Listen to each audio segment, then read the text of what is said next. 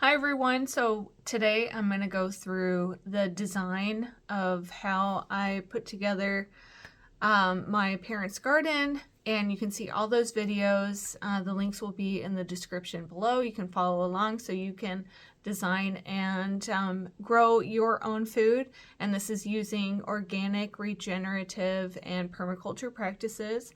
My background is in all three, primarily self-taught. I've taken classes before, so when I was an organic farmer, and I did that for 4 years, leased land, and I would take classes during the winter because there is just so much to learn. So this series is classroom style of how to grow your own food.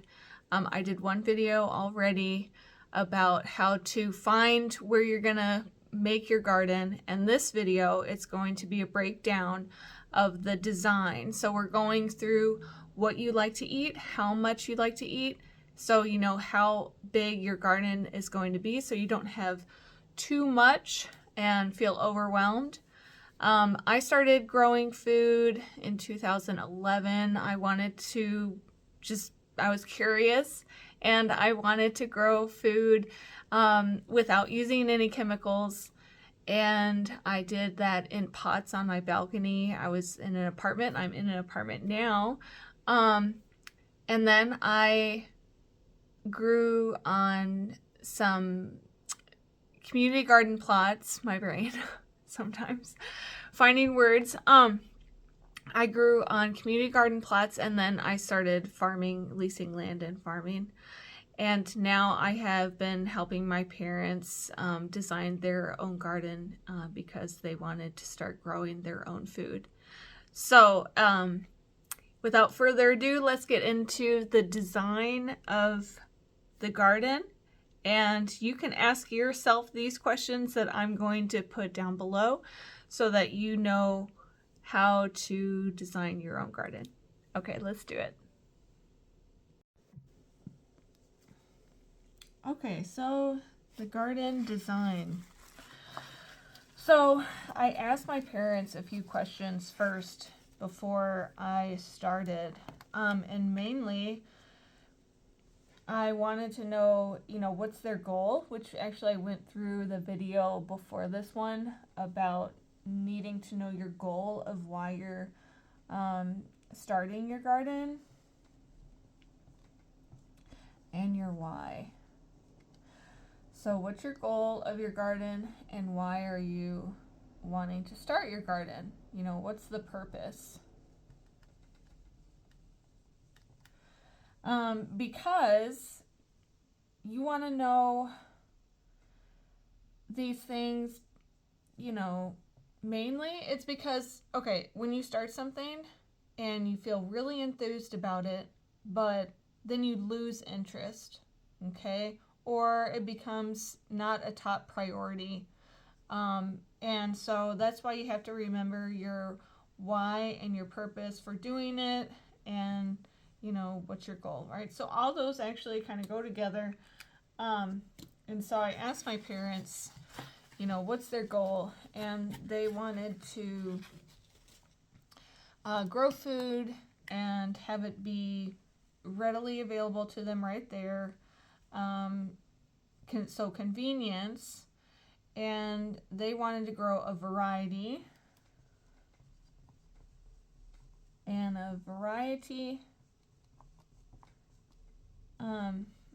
of crops. And that's because so their goal is not to grow all their food, right? So this is a different design in terms of they're going to have a lot of different things in one area.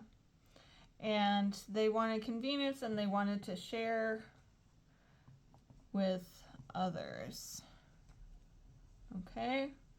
And of course, no chemicals, right? So that is the structure of this. So when you ask yourself why you're growing your own food, why you're wanting to start this garden, and go through the video that I did before on, knowing your space. This video also we're going to go through knowing your space because because it depends on your purpose. So their purpose is variety, so I knew that I needed to have many beds. So we've got bed, bed, bed, bed, okay? And then a walkway, then more beds.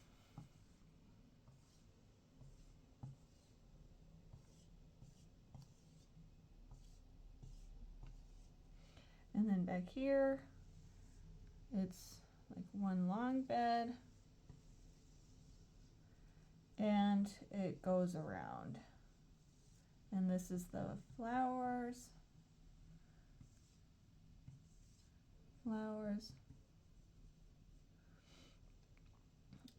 This is the door going out, and we also have more flowers. It looks like this is outside of the area, but it's not. So let's redo that. Okay. Let's get rid of that because this is a whole area. And then the doors are here. Okay. So I knew that they wanted a lot of different variety, but their goal was not to grow all their own food, right? Okay, so I knew we were going to have some beds that were going to be perennial and some that were going to be annual. So that means some beds that were going to be permanent beds, they weren't going to change because that, like this is the strawberries. That's going to remain strawberries, right? Because we're not going to move that. We're not going to do crop rotation and move that. Okay, this is asparagus.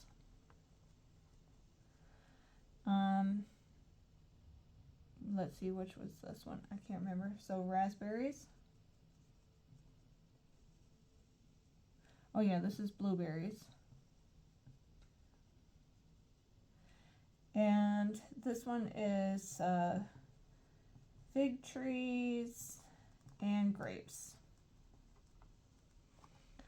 Okay, and then under the raspberries, we're going to do strawberries. And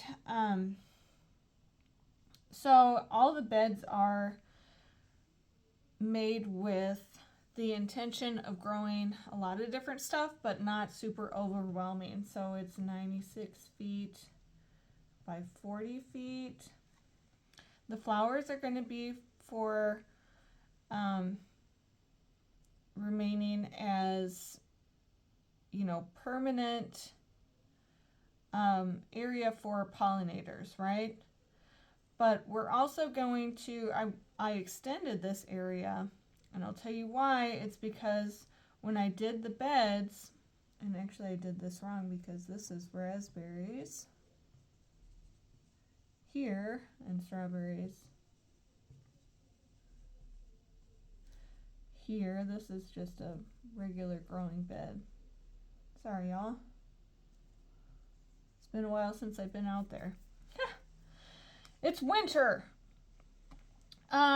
So we want to make sure that our tools can get down the aisle, the main aisle. They have a large wheelbarrow that they wanted to make sure this fit here. So this is 5 feet wide.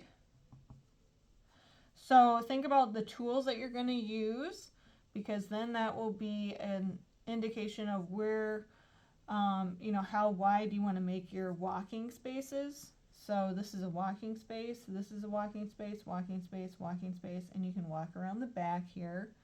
Walking space, walking space, walking space, walk around the back. And yes, this is actually pretty narrow walking space. The beds are all 3 feet, and the walking spaces are 2 feet. Okay, so I did that because if you're stretching your arms out, across. 3 feet is pretty wide, but if you're stretching your arm across one side and then from the other side coming this way, you're covering the whole area, right? So if you're planting on this side, you're going to be on this side harvesting, and you plant over closer to the strawberries, say, and then you're harvesting on this back area here with the strawberries, right, into this bed.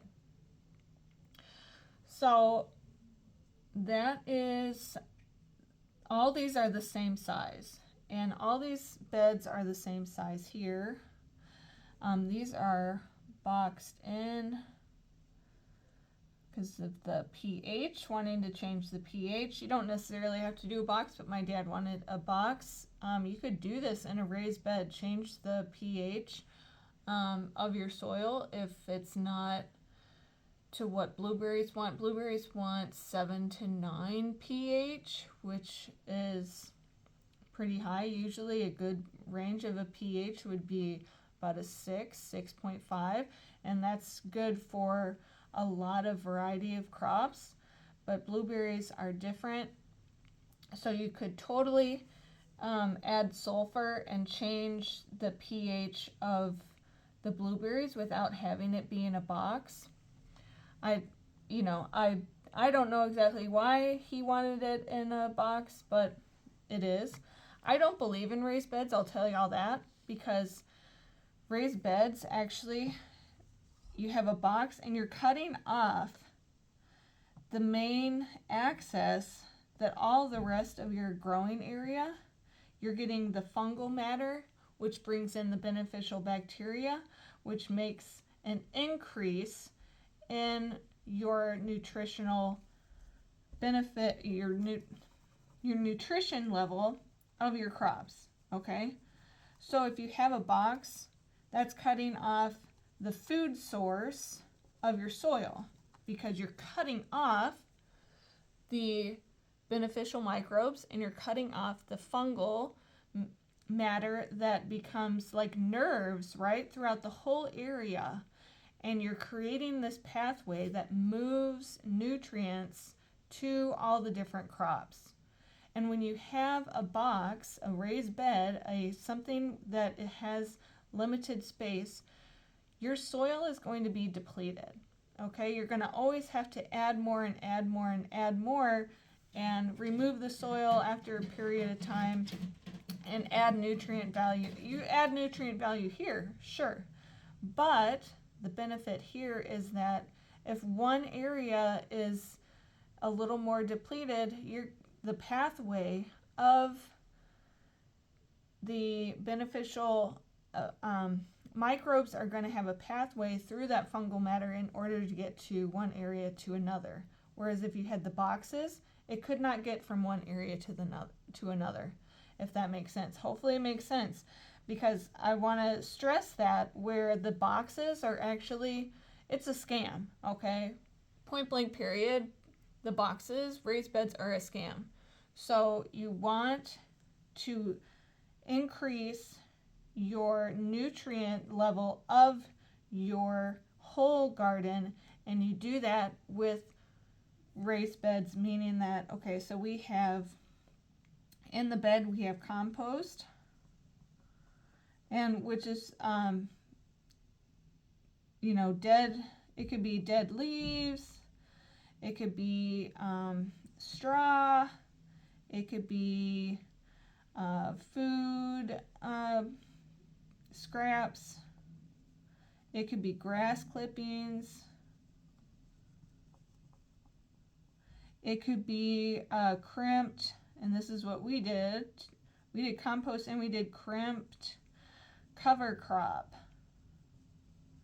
And you have to kill off the cover crop, because actually beneficial microbes love dead things. So they eat the dead, the dead stuff. That's basically compost, is broken down material, right? It's broken down, and then the beneficial microbes come in and break it down even more, and they feed off of that. But if it's green cover crop, right? So you have cover crop, something that's alive and it's growing. That's not something that the beneficial microbes like to eat. So it's just kind of funny, I think. But anyways, you've got to have, and then the beneficial microbes, their poop, whatever. I don't know if they exactly poop. Y'all, I gotta look that up. But what they excrete from eating the dead, decomposing material is what builds the nutrient value. Okay? So anything that comes from decomposition, right? That's why if you use manure in your compost, it has to be aged, and that's going to be the trick to building your soil. So it's just a funny thing. I don't know. Poop, right? Who knew that poop could be so beneficial? Okay, so we had our beds laid out. I knew that we had to do the cover crop because I wanted to build the soil, and I want to build the soil of the whole area. We've got wood chips here in the aisles. This is wood chips, right? All here, all here, all here, all here. All around the walking areas is wood chips, the walking pathways. And we crimped the cover crop. It was a winter cover crop. So in the spring when it came up, that's when we mowed this side and we crimped this side and then covered it with black tarps to kill it. Okay, and I just wanted to do like a test, right? I've only ever done cover crops out in the field, so it was a large area. This is a small area, so when I was farming and I did, cover crop here, and then I was growing over here, and then, the next year I would switch it, right? Grow over here, cover crop over here. Anyways, so it was a large area, used a tractor, so I mowed it. And I'd never done the crimping and cover it with tarps before, but I've seen many people do that on other videos, so I just wanted to give it a try. And actually it turned out that for us anyways, it doesn't mean that this is for everyone, but the mowing worked really, really well. It seemed like the green manure from the cover crop, after it came up and it was tall enough, it was winter rye, was one of the things. Then daikon radish and hairy veg. And hairy veg is a nitrogen builder, so I wanted to have a nitrogen builder. Anyway, so the winter rye was coming up, didn't want the rye to actually dry up to then that it would drop seed. So you want to make sure that you crimp or mow before your cover crop goes to seed. And so we did that, and that's going to take a while. In Minnesota, we're zone 5A anyways. I should write that down. And that is, our seasons are really, really short. The higher the zone, the longer your season. The lower number your zone is, the shorter your season. So yeah, anyways, we got started in planting in mid-June, I want to say it was. Y'all can go back and watch any of those videos of seeing us throughout the process of building this garden. But it did allow us, for while the cover crop was going up, we dug a trench around the whole perimeter and then put the fencing in. And then mapped out the beds. But I already had I already knew the size of everything, right? Of how the spacing was, and I actually had this walkway narrower, and I changed it when I realized that my parents, their big wheelbarrow was 4 feet, and they were like, we got to have it wider space. I'm like, yeah, totally. So anyways, So we have these beds here that are going to be rotated, okay? And we're going to grow multiple varieties of different crops in here. So this past year we did a lot of different winter squash,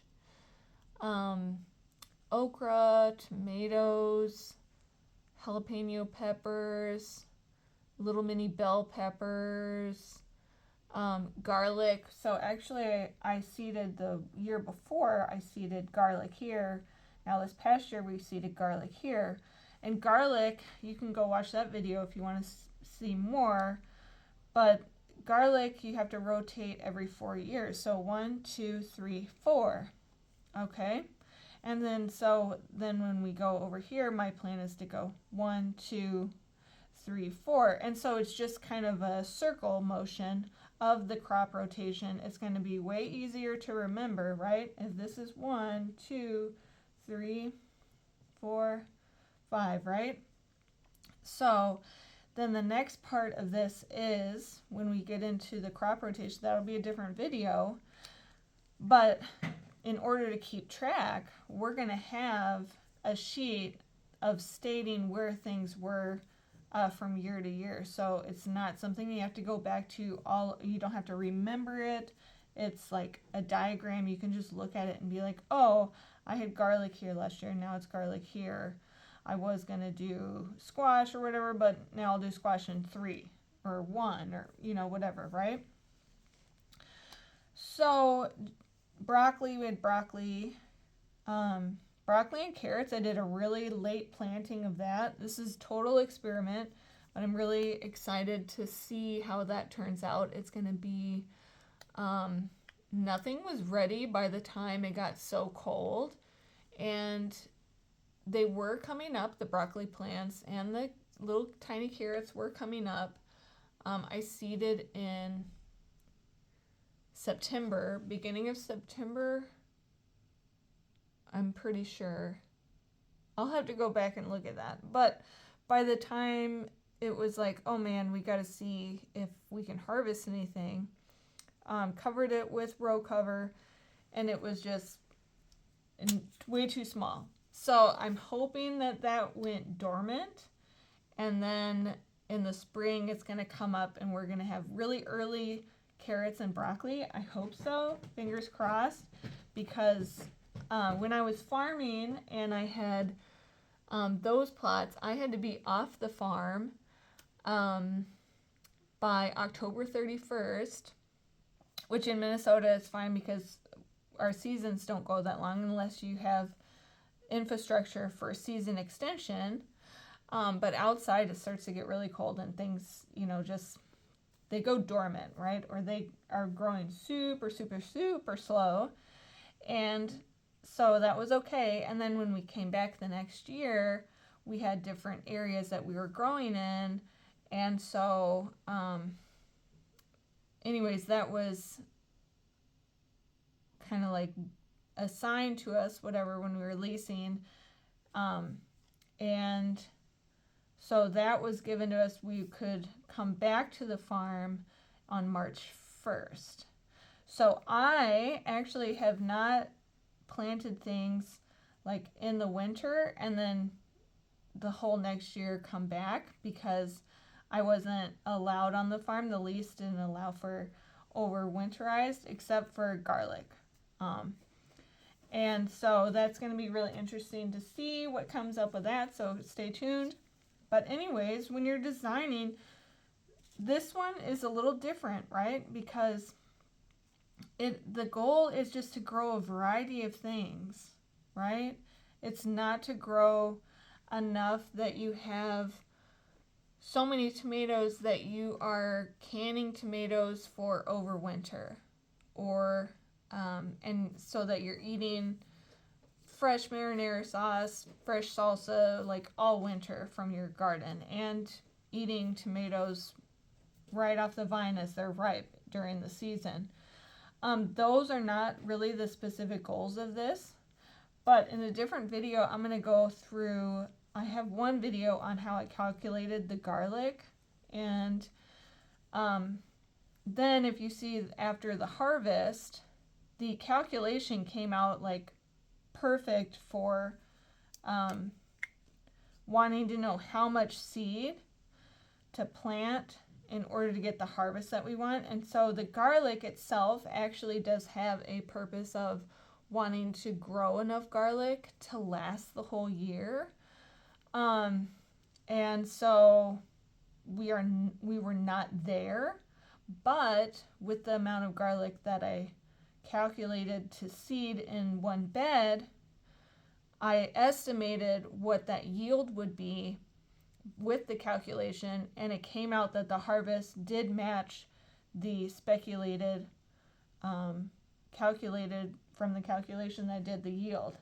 So that is pretty cool, actually, because what I learned is that the first year, that is just a test. If you've never grown in an area before, you have, even with us doing the cover crop and then putting compost down, you think, oh, this is going to be the best growing area because of all the nutrients that I'm adding, right? Well, actually, you don't really know. So I always say that it takes 3 years to really know the soil.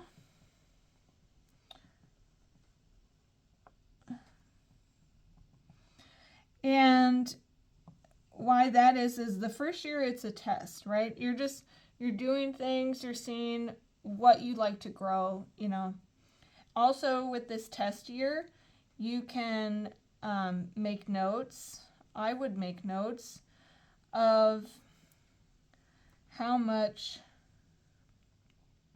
you like different crops.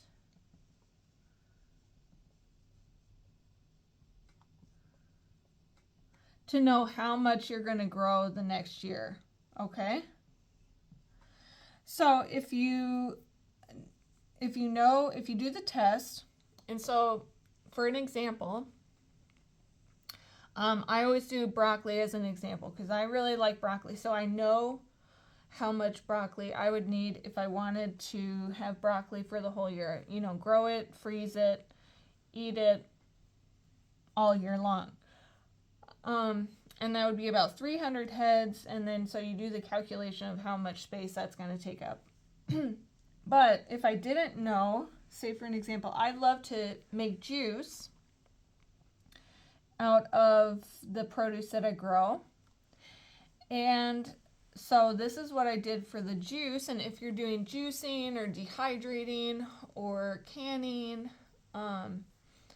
and your goal is to have enough for you to not only harvest during the season, but also eat, you know, with the canning or the dehydrating or the juicing is my example. Then you got to do a test the first year to know how much the second year. So the test would be like for the juicing, I would do 1 pound carrots, and how much juice would make 1 pound of carrots. And it's 8 ounces. So I get 8 ounces of juice from 1 pound of carrots with the juicer that I have. So those are the tests, and then you keep that in a notebook or, you know, online file, whatever. And then you'll know how much you need for, so I did like, you know, different juices here, right? So this is just an example of me wanting to know. I wanted to freeze juice, and I actually posted those videos on my TikTok about, can I freeze juice all year long and, you know, have it be taste good still. So that was a fun experiment. That's on my TikTok. And anyways, make notes. So then the next year, this year 2, you're knowing your yields more.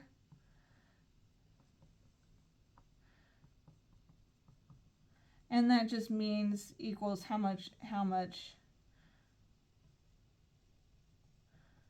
to grow of each crop, and that's for, you know, whatever purpose. Can be multiple purposes, like eating fresh carrots and then also having some for juicing carrots, right? Like I would totally do that if it was my space. I would want to make this a lot bigger, and my goal would be to grow as much food as I possibly could, to preserve food, where I was eating from my space for the whole year, right? But that's not the goal here, so this is a little different, but this is just an example. And then we can, again, I'll do the calculations in another video. But then the third year is that you understand, you kind of, also the second year is also a test, because you're like, okay, I think I really like, I didn't have enough zucchini, right? Say for an example, even though it's like you have, or let's say you have too much zucchini, because a lot of people are like, oh man, I didn't know zucchini like kept producing, and then, you know, too much, I can't keep up. So say you planted, you know, the first year you're like, I just want to do 2 plants, and you realize, oh, I actually want more zucchini. Because like for me, I would want more zucchini than that, because I also like to juice my zucchini. So it'd be like, oh, well, actually I need more. And after I do my juice calculation, and I know how much I want to drink fresh, and I know how much I want to have it for when I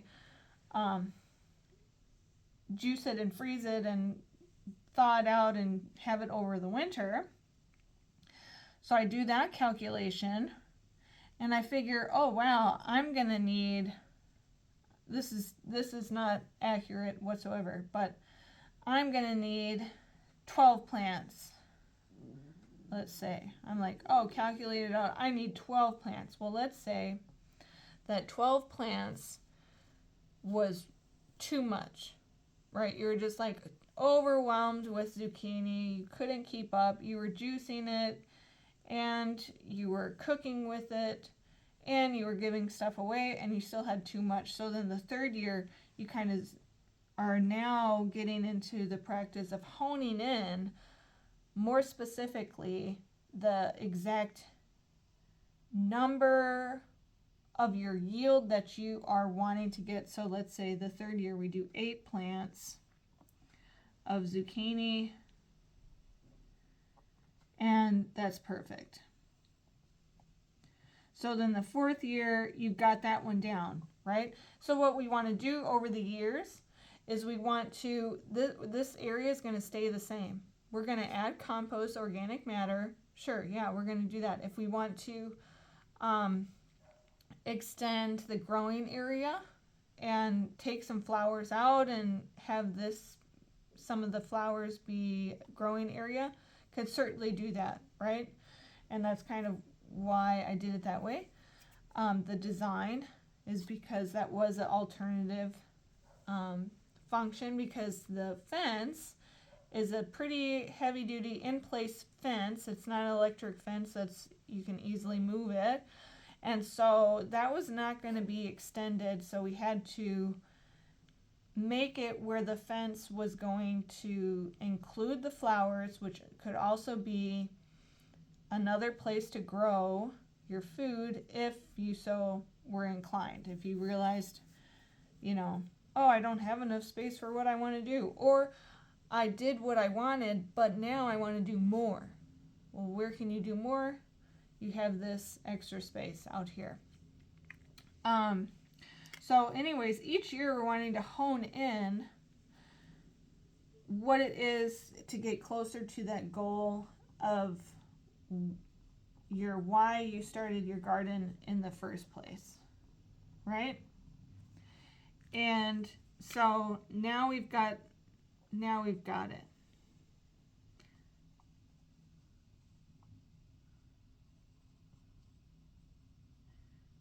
we know our calculations, and we write them down. each crop.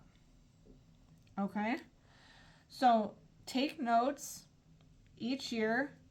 So then, and right next to the notes, this is more intensive, right? This is for the purpose of making sure that whatever your goal is and why you're planting your garden, you are striving towards that, right?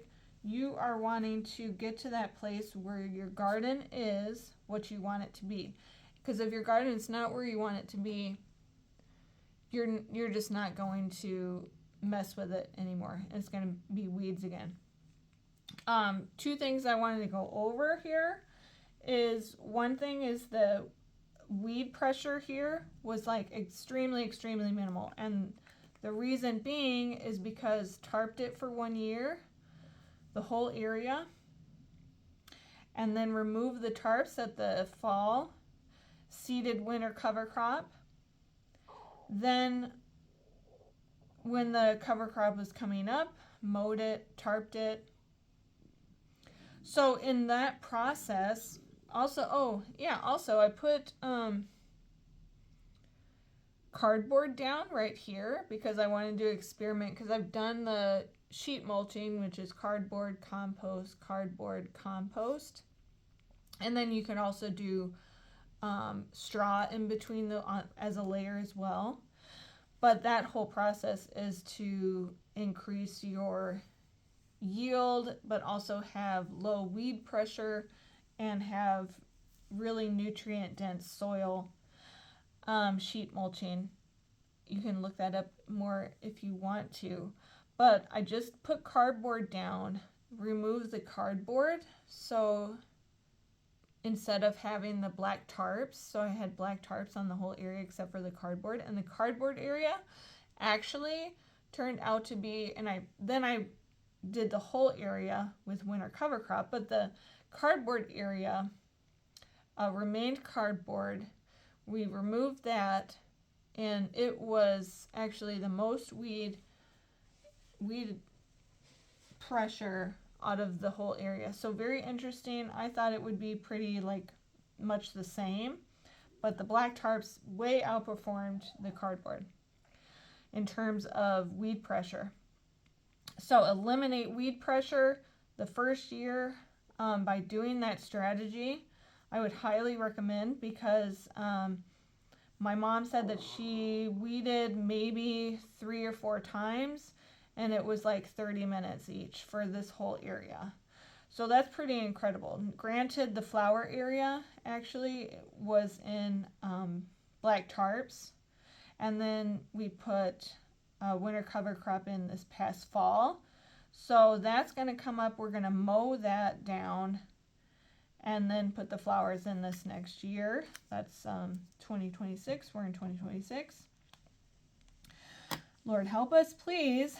And anyway, so we've got, now I just think of, we got a lot to do in 2026.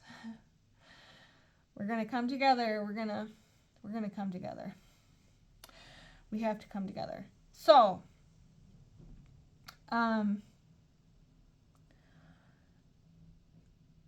the trench, I wanted to go over that as well, and why we did that is because when I was farming, there was a huge pressure of this weed that has rhizomes, and why can I not think of the weed right now, the name? Crabgrass. So, crabgrass, and the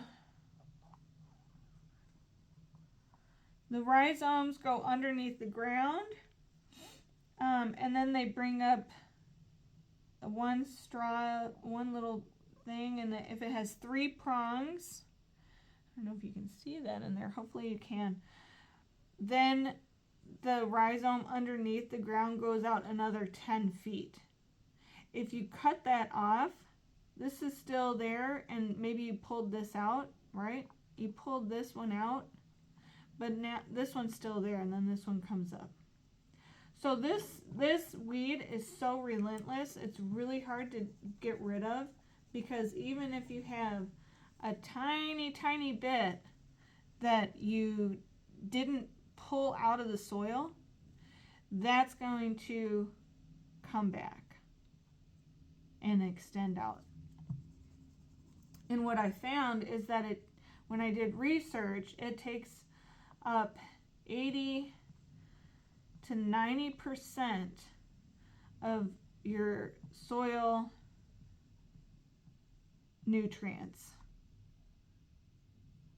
Okay, so I had this area that I was growing out in the field, and I had my rows were 150 feet long by 3 feet wide, and I used black plastic tarps out there. So it was black plastic tarps, and I'm saying that because that's supposed to be a weed pressure eliminator, right? When you have it growing on a huge area, and it's supposed to help eliminate the weeds, okay? But it did not eliminate the crabgrass, and so I had 300 crops, 300 plants in that 150-foot bed by 3 feet of summer squash and zucchini. And I got maybe 3 pounds out of that whole bed. Now, why did I get 3 pounds out of that whole bed? I was so upset, y'all. I was so upset. I was like, oh my God, what is going on? And I had grown in that space one other year, but it was cover cropped at 1 year, and then the next year I went back and that's when I did the squash and the zucchini. So that was year 3, right? And the crabgrass just took over. Like, it was there the first year that I planted, but it was not like in this 3rd year. And for whatever reason, the cover crop did not grow well. And when I did the research, I found a video, and I wish I could re-find it and post it, but I don't know. I can't find that video. But it's why we did the trench all around the perimeter. And we dug down. It took a really long time. It was really annoying, but it will eliminate that weed because it's growing underneath the soil, the rhizome, right? It's going out underneath the soil. So you had to dig deep. We put in rock around the whole perimeter in the trench that we dug, and did rock because didn't want any way for the rhizome to come across, right?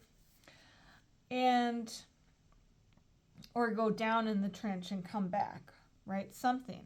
We wanted to eliminate the rhizome of the crabgrass, and so far it's worked in this space, but the flower beds, when we pulled up the tarps here, there was crabgrass like residue, rhizome residue. It looked like it was dead, but when I was pulling it up, I was like, you know what? I bet we still got those little tiny pieces of the crabgrass rhizome over here. So cross your fingers, but we probably will have some come back, and you just have to keep pulling it out, keep pulling it out, keep pulling it out, because you're not going to get rid of that stuff. But seriously, after my experience of only having 3 pounds out of 300 plants of zucchini and squash in that bed, I was like, that is the culprit.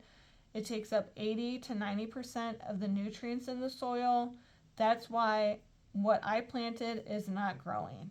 Even though I also have the weed barrier that's supposed to be a weed barrier, it was not killing the rhizome, and that was the black plastic mulch that a lot of farmers use for weed pressure elimination, and also increasing the temperature of your soil, which helps in Minnesota because we have a short season. So anyways, that is the class today. and hope y'all liked it. And that was the class today, y'all. Thank you so much for watching. Hope you enjoyed it. And if you have any questions whatsoever, please ask. I really want to help other people to be able to learn how to grow their own food, or if you're having challenges with growing your own food, reach out. Or if you've had something that you did have a challenge with, but then you overcame it and I didn't mention it, or you just want to add to the video in some way, please do so, because we can all learn from one another and be healthy for the environment by not using chemicals, all the insects, all the wildlife, the food that we're eating, and so then our bodies ourselves are being taken care of and being nourished. All right, Happy New Year, everyone. I think I said that in the last video, but I'll say it again because I'm just really feeling that right now, that we really need to come together as a people. All right, take care.